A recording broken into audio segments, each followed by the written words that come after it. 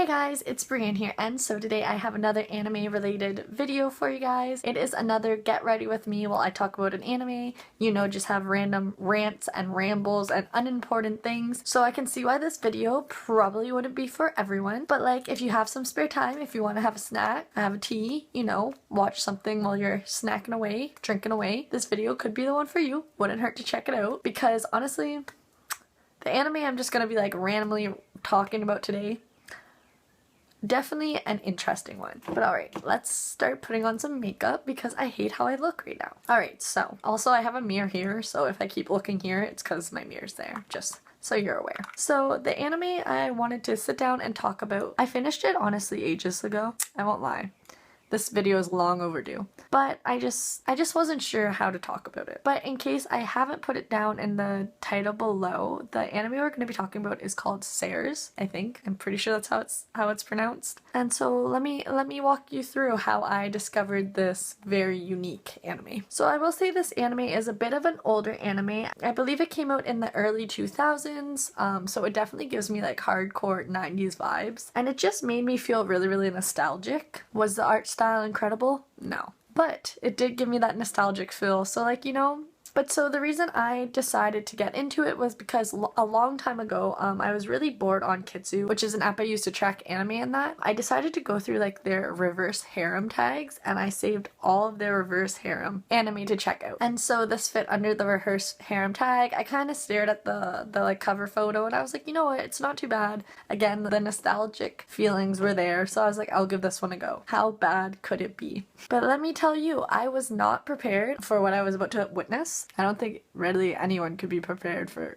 that. I guess I should say I'll probably mention spoilers. I'm really not going to try to not mention spoilers in this one because I don't really think it's possible to just explain how surprised I was when I started watching it. So yeah, I'm just apologizing in advance if you didn't want to listen to spoilers, but it's probably going to happen. Like, this anime came out in the early 2000s. If you didn't want spoilers, I think you're quite a few years too late for that. But alright, so let's get into it. Also, I think I'm just going to go like a really, really simple red look because this isn't my normal setup of how I would do makeup, so like my makeup's probably not going to turn out that well, so I'm just going to keep it really, really basic and simple. And red kind of just like goes with like the cover photo. Like I think there's a lot of red on it, so like it just, yeah.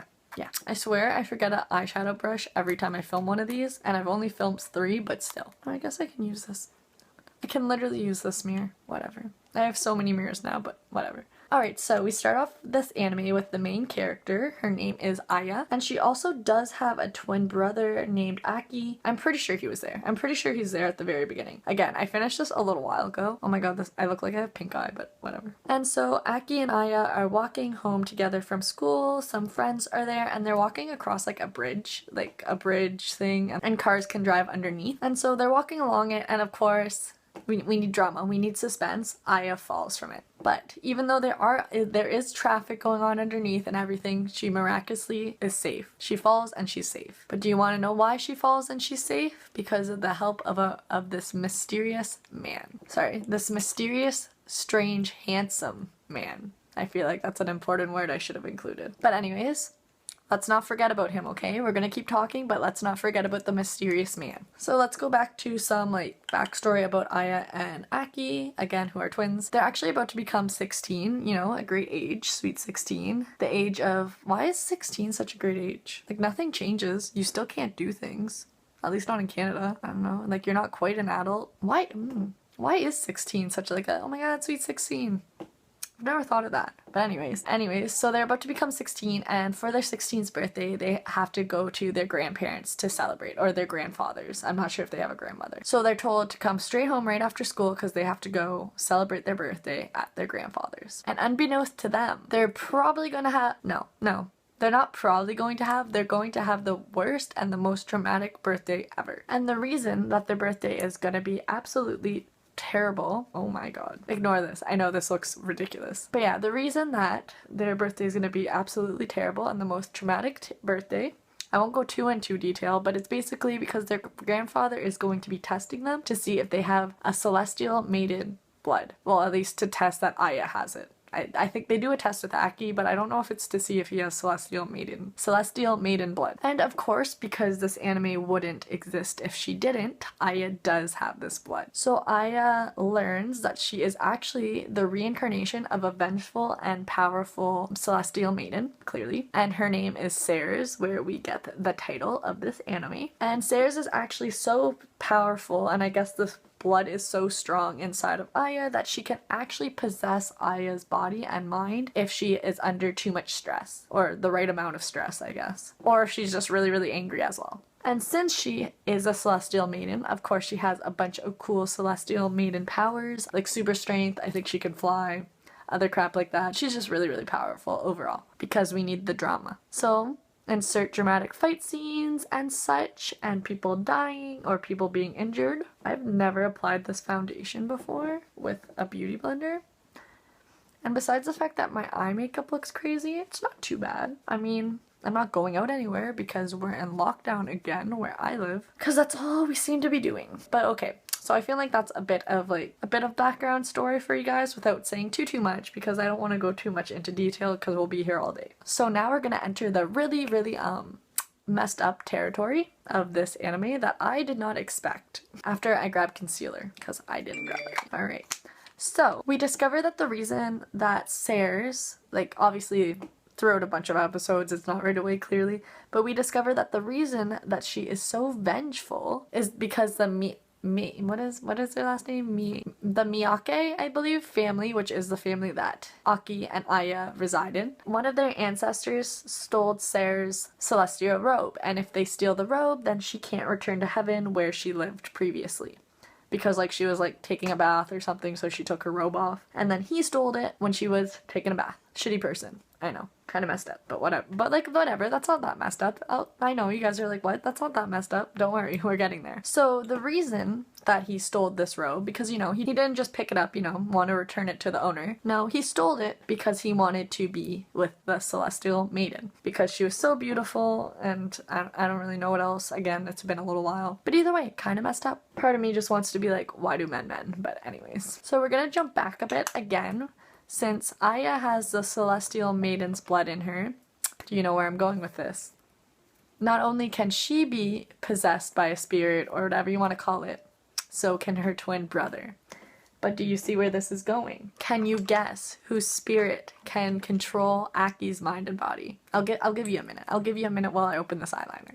Do you see why I titled this video what I titled it, and why it is a bit of an uncomfy kind of anime? The said ancestor I mentioned earlier is the one that can possess Aki's body. You know, the one that wanted to be with Ceres. So you have ex-lovers possessing twin siblings' bodies.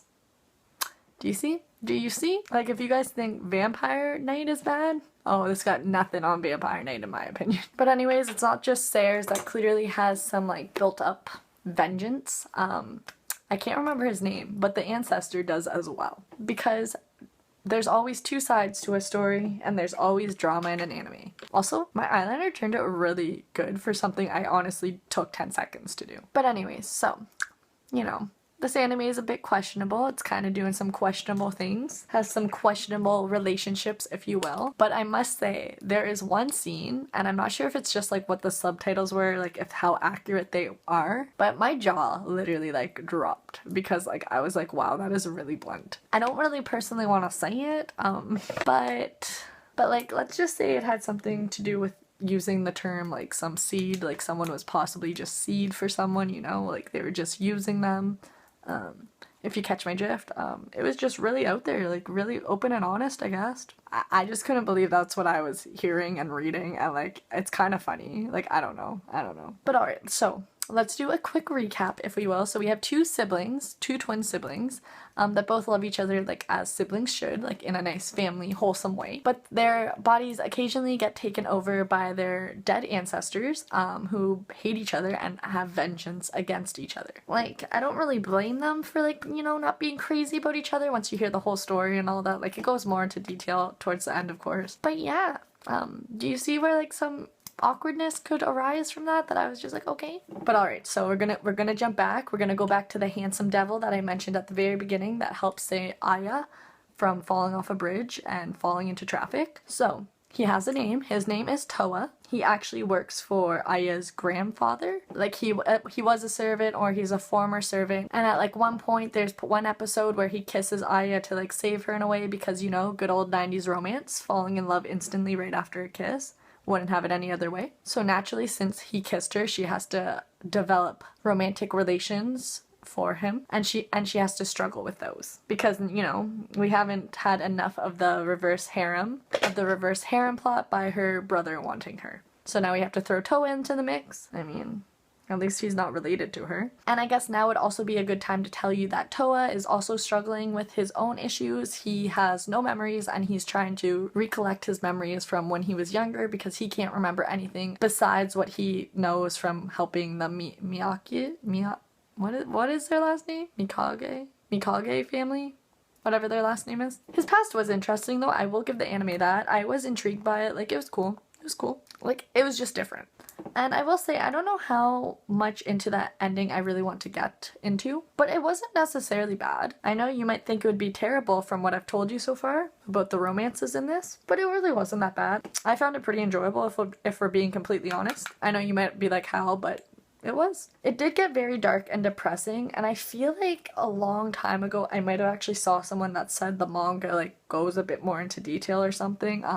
Personally, I won't be picking up the manga to read this. The anime was enough for me. But like, if you prefer manga over anime, you could check that out. Did I say it got very dark and depressing? I don't remember. But yeah, it got very dark and depressing, but it did tie together really well overall. And so, there also is another guy who falls in love with Aya, because reverse harem, remember, my guilty pleasure. I think his name was Yuhi, I think. I liked him. I overall really did enjoy his character. I feel like he definitely did deserve a lot better though. I feel like he did get the shitty end of the stick, but what can you do? That's usually how it works out. But yeah, he was just such a sweetheart. Deserved better, man. But yeah, overall, I honestly just have to say it was a pretty traumatizing...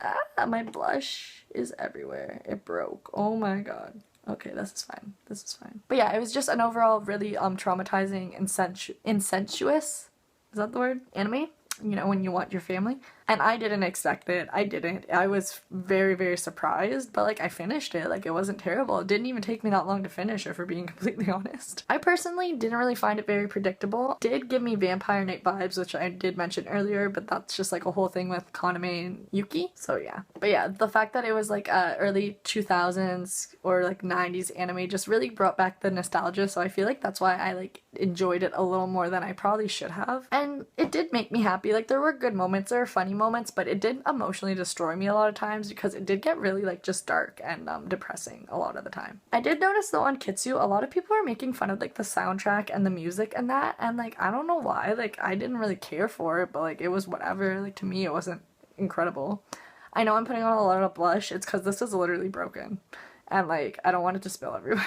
I really don't know if I would recommend this anime for anyone though, personally, because like there was just a lot of wild and questionable things. I feel like you could definitely tell it was an older anime, because yeah, like I wouldn't expect anything less, just from like, especially like the romance aspect, just how like she immediately falls in love, especially after a kiss. Like, that is so 90s anime to me. Like, it is. Like, I don't know. I feel like that's very 90s. Or even like Disney. Like, I feel like that's very Disney. Like, you know, they meet the person and like an hour later they're the love of their life. Like, that's like what it kind of was. So it's just like cringy and like laughable in a way. But I think if you're like me and you love a good old love rivalry, you won't hate this. Like, you'll enjoy it, because like I wouldn't watch this again, and I wouldn't read the manga like I mentioned earlier. But like, it wasn't a bad love rivalry, and like that's totally just what I went into it for, because like the reverse harem tag really is the only reason I watched this. But yeah, I didn't mind the love triangle between Yui and Toa. I don't want to throw her brother in, or whatever the descendant's name is, because like, yeah, like that was a bit too much. That's just too much for me. Like,